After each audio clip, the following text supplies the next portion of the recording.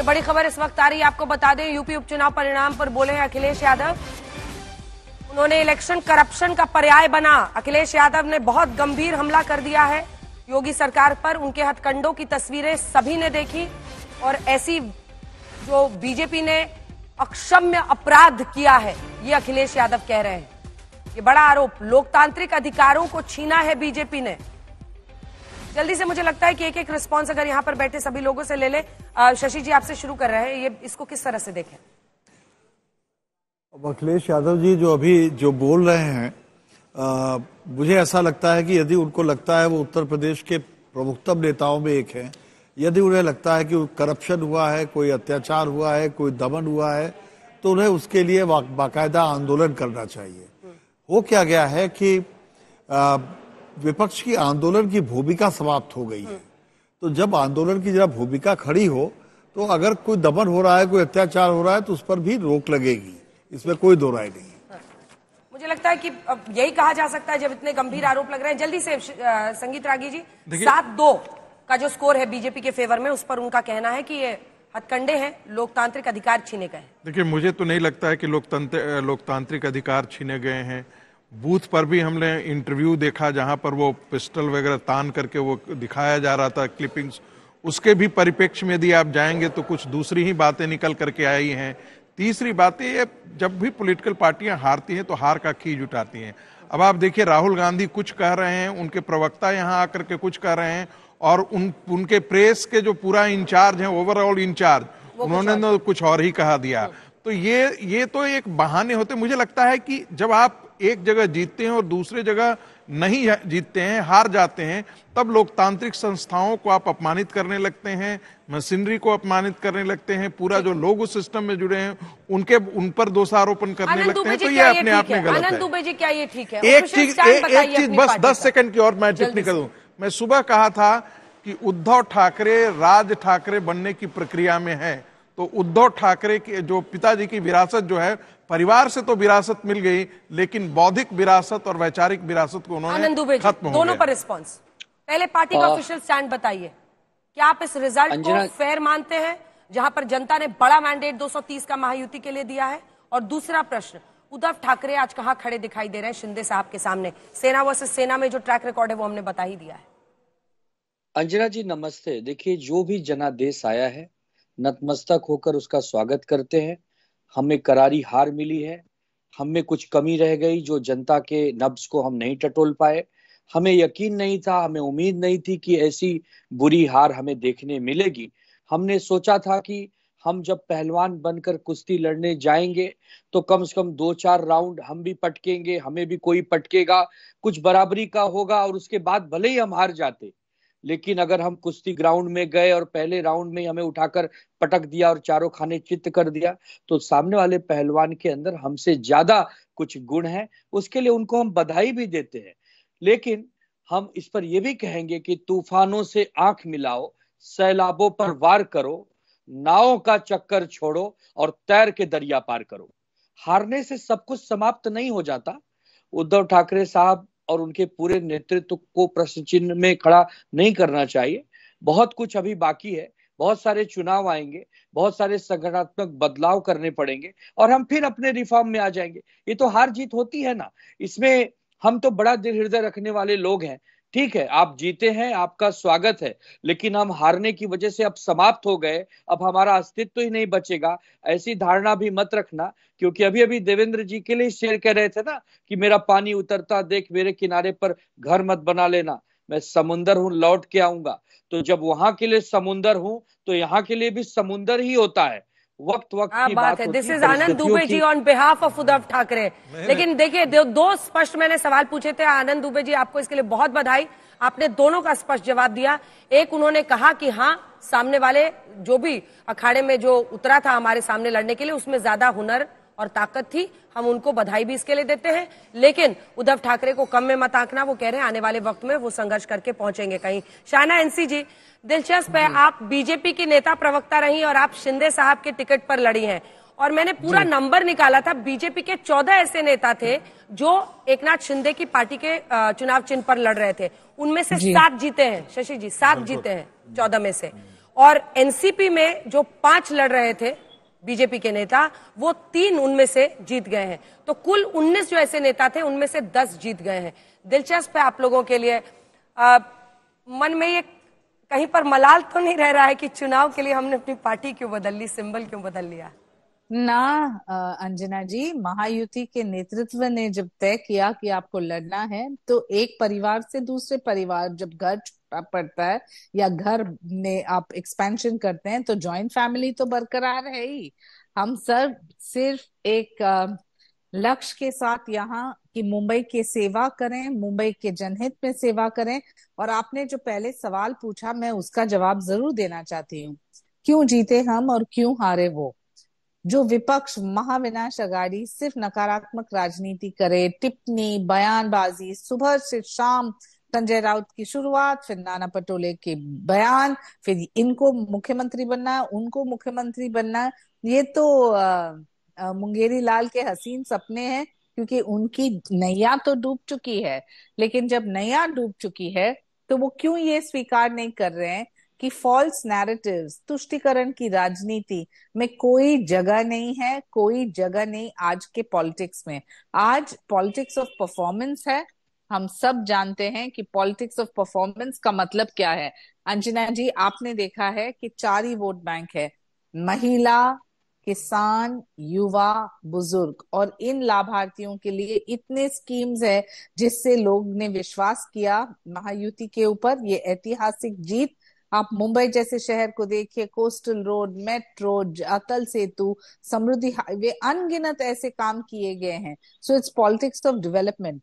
विपक्ष सिर्फ ये मुझे बताएं कि कब कांग्रेस पार्टी से ये कहलवा सकेंगे कि आदरणीय हिंदू हृदय सम्राट बाला साहेब ठाकरे? नहीं कह पाएंगे, क्योंकि उन्होंने अपनी विचारधारा खो बैठे हैं।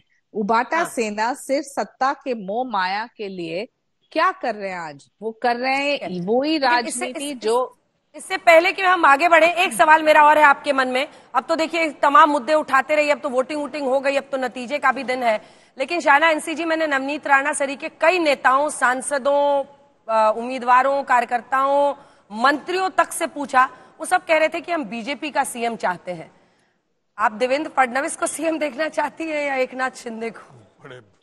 मैं इस सवाल का जवाब नहीं दे सकती हूँ, क्योंकि महायुति के नेतृत्व ही तय करेंगे कि कौन मुख्यमंत्री। हर एक राजनीतिक दल चाहेंगे कि उनके ही नेता बने मुख्यमंत्री, लेकिन इसका मतलब नहीं है कि जब घोषणा होती है कि कोई अनुशासन पाले नहीं। तो मैं जरूर कहूंगी अंजना जी, एकनाथ शिंदे जी एक मास लीडर हैं, उनकी बहुत पहचान है।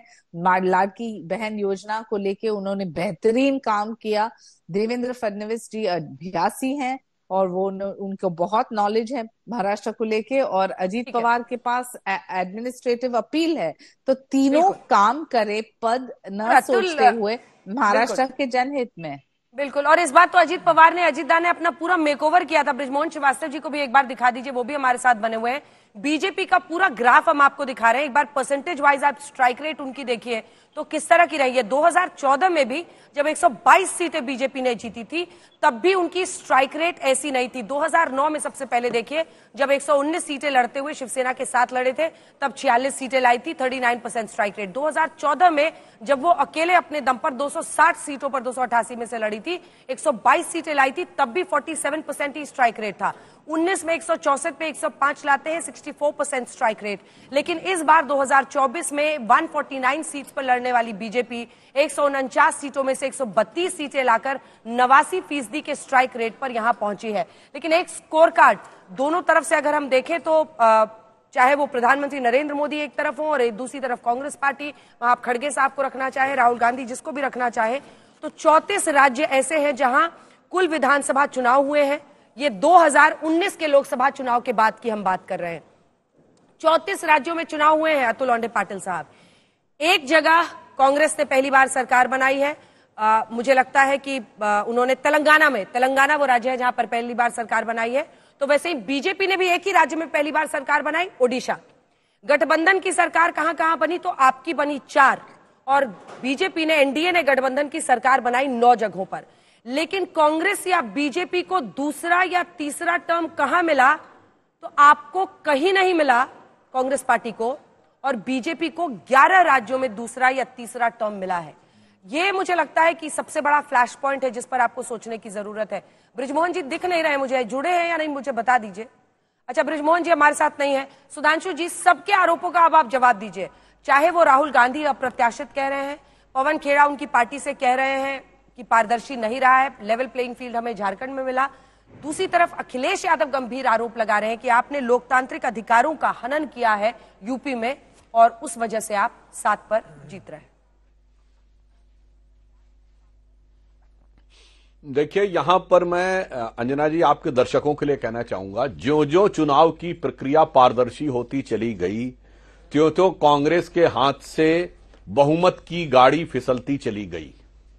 याद करिए 91 से 96 के बीच में जब टीएन सेशन थे तो वोटर आधार कार्ड आया। 89 के बाद से कांग्रेस को कभी स्पष्ट बहुमत नहीं मिला है।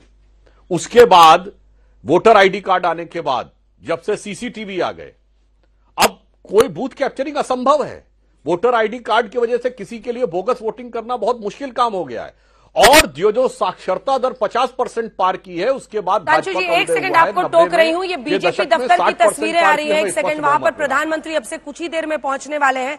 6:30 बजे का टाइम दिया गया था, लेकिन अब लगता है किसी भी क्षण वहां पर प्रधानमंत्री नरेंद्र मोदी पहुंच सकते हैं। ये बड़ा जीत है। मतलब अगर आप देखिए तो झारखंड में भी एक सच्चाई है जहां पर हेमंत सोरेन और कांग्रेस की प्रचंड जनादेश के साथ सरकार बन रही है, आधी सीटों पर एनडीए है, तो वहीं महाराष्ट्र में तूफान है ये महायुति के पक्ष में। कुछ ही देर में प्रधानमंत्री नरेंद्र मोदी वहां पर पहुंचने वाले हैं। 6:30 का वक्त दिया गया था। जैसे ही पहुंचते हैं हम तस्वीरें दिखाने लगेंगे। बीजेपी अध्यक्ष जेपी नड्डा वहां पर पहुंच गए। तस्वीरें दिखाते रहिए और इस बीच सुधांशु जी अपनी बात पूरी कीजिए, फिर मैं अतुल जी के पास जाऊंगा। सुधांशु जी पूरी कीजिए। हाँ, देखिए जो तस्वीरें दिख रही हैं, जो अंजना जी, अब मैं चूंकि आप इसमें तस्वीरों का विजुअल दिखा रही हैं, तो जो तस्वीरें दिख रही हैं इसमें भारतीय ये एकदम इको होने लगा, जरा ठीक करवा दीजिए, बहुत तेज इको हो रहा है। ठीक कीजिए। ये जिस प्रकार के कार्यकर्ताओं का सैलाब और उनका उत्साह दिख रहा है, तो मुझे लगता है कि मैं फिर एक लाइन कहना चाहूंगा मोदी जी की तरफ से कि अपनी बात को समझाने का हुनर मुझे आता है, अपनी बात को समझाने का हुनर मुझे आता है, मैं वो कतरा हूं, समंदर मेरे घर आता है। तो आप देखिए आज कार्यकर्ताओं का सैलाब है और जनता का हमारे प्रति विचार है। वो अक्सर ऐसे मूड में नहीं मैं आप अक्सर ऐसे मूड में रहते नहीं, सुनिए शशि जी, देखिए एक लोग थे जो बड़ा दावा करते थे, कब तक रहोगे गुवाहाटी में, आना तो पड़ेगा चौपाटी में। और जब चौपाटी में आए तो ऐसा ज्वार क्या सुनामी आई कि उनके सारे अरमानों पे पानी फिर गया। मुझे लगता है जो अभी विश्लेषण आपके चैनल पे दिखाया गया कि कांग्रेस रिपीट नहीं हुई है, इस बात को उन्हें गंभीरता से समझना चाहिए। और जो मैं अपनी बात कह रहा था, मैं पुनः कह दूं, भारत की साक्षरता दर 50% पार करने के बाद बीजेपी का उदय हुआ। 60% साक्षरता दर हुई। 2011 में हमें स्पष्ट बहुमत मिला और उसके बाद दोबारा हम प्रचंड बहुमत के साथ आए, दोबारा रिपीट हुए, तीसरी बार रिपीट हुए। जो जो साक्षरता दर और ट्रांसपेरेंसी बढ़ती जा रही है, त्यों चीजें सामने होती जा रही हैं। जब बूथ कैप्चरिंग होती थी, बूथ लुटते थे, तब तक उन लोगों की सरकारें बनती थी। तो वो अखिलेश यादव जी का दर्द समझा जा सकता है। यह बताइए, चुनावी हिंसाएं बंगाल को छोड़ के लगभग समाप्त हो गई। किसी दौर में उत्तर प्रदेश और बिहार की क्या छवि बनी हुई थी। वो इतने वरिष्ठ पत्रकार रहे हैं शशि शेखर जी ने, निश्चित रूप से ध्यान होगा। मतलब मैनपुरी के चुनाव में 2004 में हमारे कार्यकर्ता का सर काट दिया गया था चुनावी हिंसा में। इस ढंग की चीजें हुई थी। अब ठीक है कि समाजवादी पार्टी को लगता होगा कि कभी वैसा ही दौर चलता रहे तो हमारा भी रुतबा चलता रहे, मगर मुझे लगता है, मैं उसे कहना चाहूंगा एक पंक्ति में कि जो हमारे लखनऊ में एक कहावत होती है कि अमा मियां वो दिन लद गए जब उस्ताद लल्लू खां फाख्ते उड़ाया करते थे। तो अखिलेश जी जो लखनऊ में बैठे हैं, उन्हें याद रखना चाहिए कि वो दिन लद गए जब उस्ताद लल्लू खां फाख्ते उड़ाया करते थे। अब राजनीति में इस पारदर्शिता के साथ के चुनाव में ही आपको सामने लाना पड़ेगा। और मैं गंभीरता से कहता हूं, यदि आपको लगता है तो दिखाइए सीसीटीवी फुटेज कहां गड़बड़ हो रही है। आज हर आदमी के हाथ में मोबाइल है, लोग खटाखट वीडियो बनाते हैं। आपको ऐसा लगता है अखिलेश जी ने वीडियो तो डाला ही कह अखिलेश जी ने जल्दी से, और उसके बाद उसको एडिट कर दिया, तुरंत बाद एडिट करके 23 सेकंड का किया। हाँ, यानी बहुत उस पर कई प्रश्न उठ रहे थे, लेकिन चूंकि आज समाजवादी पार्टी से कोई है नहीं, क्या थी और उसको कैसे एडिट करके दिखाया जा रहा था। समाजवादी पार्टी से कोई यहाँ पर है नहीं जो उसका जवाब दे सके। अतुल साहब, जो नंबर मैंने आपको गिनाए हैं ये आप लोगों के लिए बहुत चिंता की बात होनी चाहिए, क्योंकि ये नंबर बता रहा है कि 11 जगहों पर बीजेपी की सरकार रिपीट हुई है 2019 के लोकसभा चुनाव के बाद, लेकिन आप कहीं पर रिपीट नहीं कर पाए। बहुत सारी जगहों पर चुनाव हुए। देखिए अमित शाह जी जब पहली बार महाराष्ट्र में आए थे लोकसभा चुनाव के बाद, तो उन्होंने एक अहम बात कही थी, इसलिए मैं अहम इसलिए आज कह रहा हूं कि इसका मतलब जो है वो आप निकाल लेना। देश में 3 ही पद इंपॉर्टेंट है विधानसभा चुनाव में, प्रधानमंत्री, मुख्यमंत्री और तहसीलदार, ये उनका कहना है, और तहसीलदार आरओ होते हैं। अब रही बात इनकी, अजीत पवार हमारे यहां थे तो उनसे बड़ा करप्ट कोई नहीं था। 70,000 करोड़ का उन्होंने घपला किया था, 70,000 करोड़ के आरोप थे, उनके जैसा करप्ट आदमी कोई नहीं था। इनके पास हो गया, अभी वो बेस्ट एडमिनिस्ट्रेटर करके है।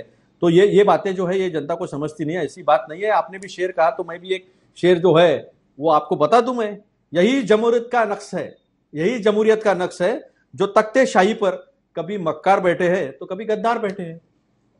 आपने जिनके ऊपर आरोप किया था सभी को लिया। सुधांशु जी, एक लाइन का जवाब दीजिए। लेकिन ये बोलते बोलते देखिए, ये बोलते बोलते महाविकास अघाड़ी 49 पर पहुंच गई है और 56 सीटें शिवसेना की हैं, यानी पूरा अघाड़ी को जितना आया है उससे ज्यादा तो अकेले एकनाथ शिंदे ले आए हैं। सुधांशु जी, सिर्फ 2 लाइन, टाइम खत्म। हाँ, तो मैं 2 लाइन बताना चाहता हूं। इनको सिर्फ एक बात ध्यान रखना चाहिए कि आप सत्ता में बैठे हैं तो जमीन के ऊपर आंख गड़ा के रखिए। जो प्रधानमंत्री जी ने पार्लियामेंट में बोला था कि तुम्हें तो इस बात का यकीन ही नहीं है कि तुम्हारे पैरों के नीचे जमीन नहीं है।